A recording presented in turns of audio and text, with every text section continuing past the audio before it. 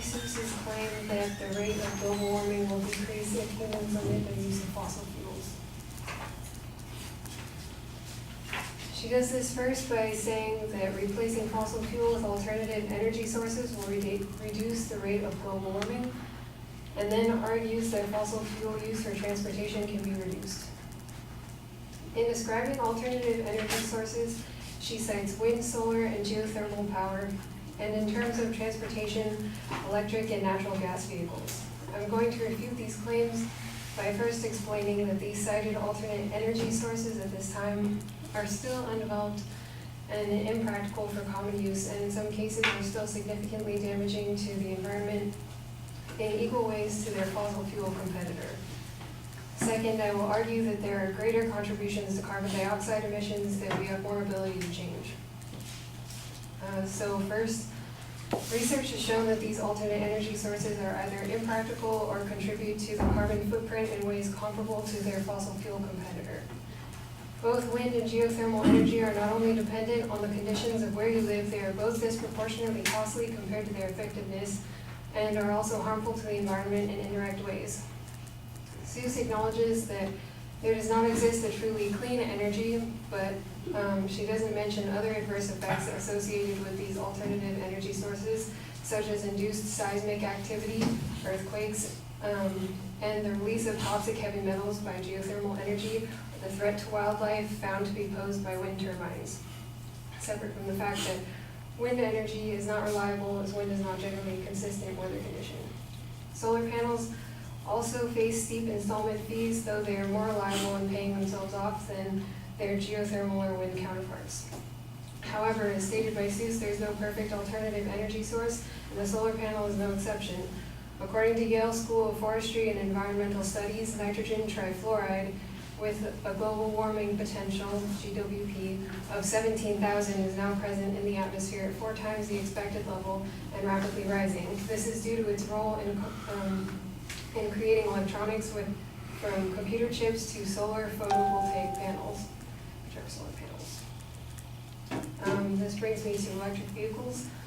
When it comes to measuring the emissions footprint of a vehicle, you must consider its life from start to finish. The big picture is important specifically for electric vehicles and even more specifically for their car battery.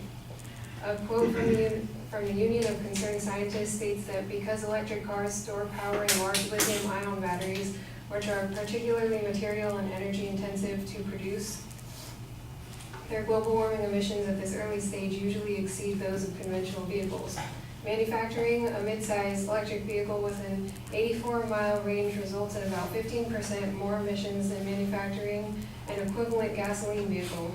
For longer range electric vehicles that travel more than 250 miles per charge, the manufacturing emissions can be as much as 68% higher. And then mining for these metals is another problem. The process involves chemically treating a significant amount of earth several times just to harvest less than 0.5%, and then dumping that chemically treated earth back into the environment. Now fast forward to when your electric car is at the end of its rope. How are you going to dispose of this rare metal battery? According to electricvehicleradar.com, a smelting process is used to recover many minerals, but it alone can't recover the precious lithium. The price of fully recycling a lithium-ion battery is falling towards €1 per kilogram. The problem is the value of the raw minerals reclaimed from the process is only 1/3 of that. Because of this,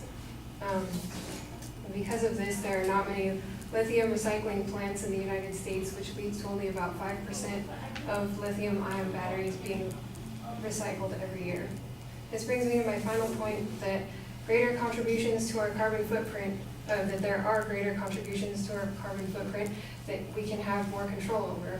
Not everyone has a choice in what car they drive. A lot of people depend on public transportation,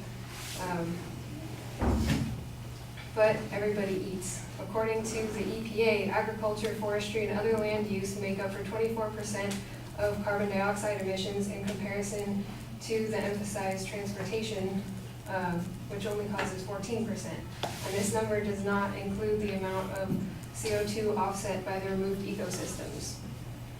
Factory farming not only destroys CO2 converting landscapes, but also releases gases trapped deep in the soil. On top of this, sources such as animal waste create harmful emissions also.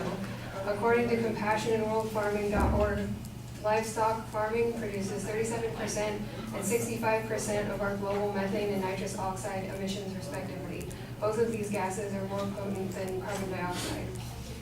So more effectively than changing what we drive, we could simply not eat as much meat and cut down the livestock industry.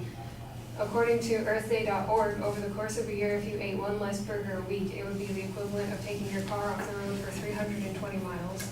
So in conclusion, while transportation is an important topic to consider, it cannot yet be said definitively that electric vehicles or alternative energy sources such as wind, geothermal, solar power, or electric cars are an effective solution to reducing our emissions footprint, and that even though our carbon footprint specifically may decrease, other more significant emission footprints will increase in turn, and the rate of global warming will not slow.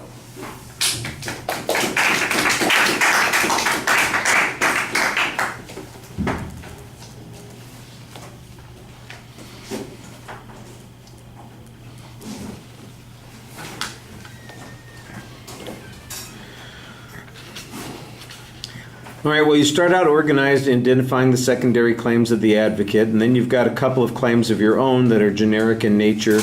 Instead of presenting arguments about those claims, at that point you're kind of saving them and going to be making applications as you go along, which is not necessarily a bad thing, but I'm not then sure why it is that we have to have them as separate section anyplace.